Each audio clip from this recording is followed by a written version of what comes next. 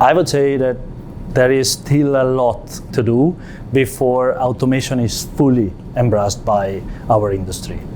And the challenges, or the main reason, is that when you start to speak about automation, you start to enter into a new area.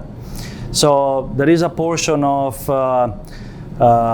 doubt if it really makes sense.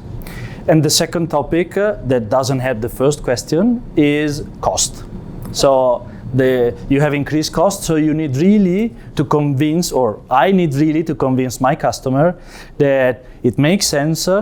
It's true, maybe the initial investment is higher, but the return of investment, the total cost of ownership is less. And with the automation, you can standardize at a higher level, and some of your customer may require that, as we heard even today at the exhibition. So they require certain standard. With the automation, you can reach it. So this is why the challenge could be avoided. Today you are in the value market. You want to be in the excellence market together with Michelin, Bridgestone, and so on. Then you need to grant to your customer quality, okay, and repetitiveness of this quality.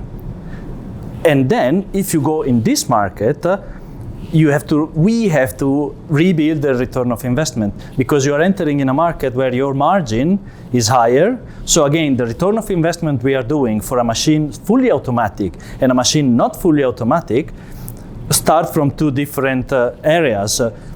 For sure, again, the initial investment is higher, but even the return of investment could be better when you took a fully automatic machine, because you place yourself at a higher level.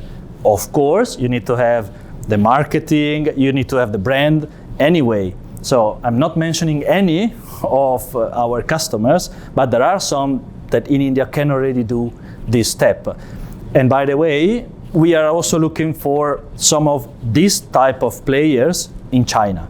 So we are scouting the Chinese market to see if there are players like this that want to enter in the European market with a different standing.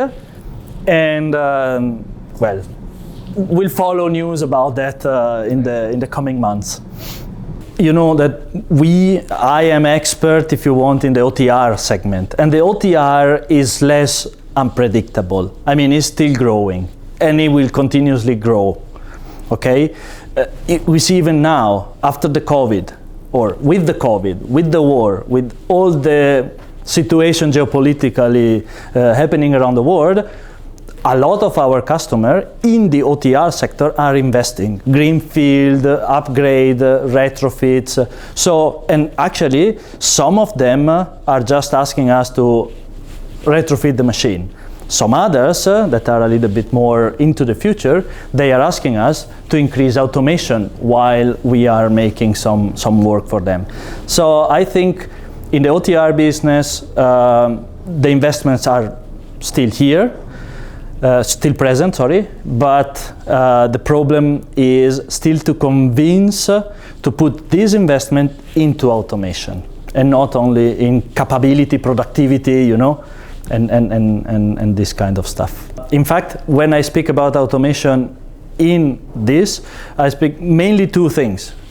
The first one is removing the human factor in the sense of the quality.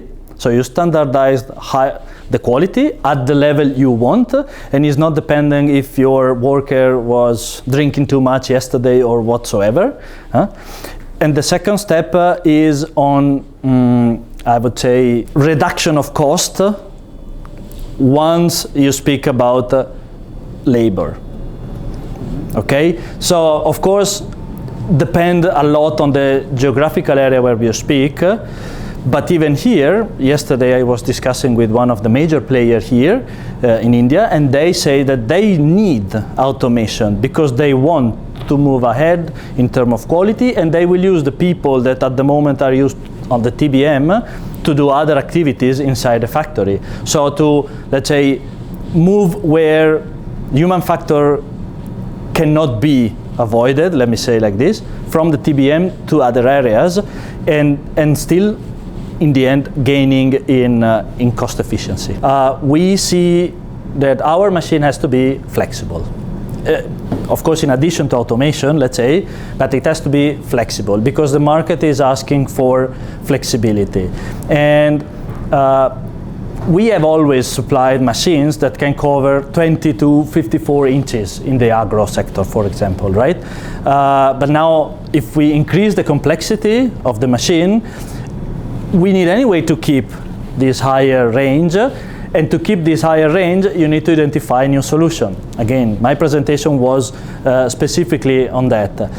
But again, flexibility is the key because this easier your production planning and remove inefficiencies that otherwise you are obliged to have. I don't know how many presses you have of a certain diameter. And if you are to do efficiency, you need to produce 200 tires of the same size, but you don't have a market for them. What do? You stock the green tire? No, you buy too many presses that you don't need the next round, or you stock tires. Why you should stock it? You can produce it and sell it immediately. So this is the key requirements that we have put in our solutions, from the small alpha machine up to the biggest machine for doing OTR heavy and big tires. Another way to be flexible in terms of increasing flexibility for our customer is, for example, to replace. Today we have done, and I show also a robot that is very good in detecting the right slab and placing it on the servicer and to be applied on the machine. But this slab has to be produced in the pre-production. That normally is a very big investment. And then you need to have, as the guy from Siemens was saying, the right material at the right time in the right machine, right? Complex. It gives you complexity, especially if you need to continuously change lot and change sizes. So what we are doing at the moment with one of our customers is a study where we replace this with a strip winder, with an alpha. Okay? The alpha gives you the quality and the precision in the weight and in the application, but gives you as well the flexibility to apply 2 kilos, to apply this shape, to apply in this position. And of course, in principle, this is against productivity, but it's flexible. So in this market, what you prefer, productivity or flexibility? The more are moving to flexibility. If I look at the productivity of my TBM with a strip winder instead of a slab loader, is less productive in terms of the takt time. Every 20 minutes gives me a tire.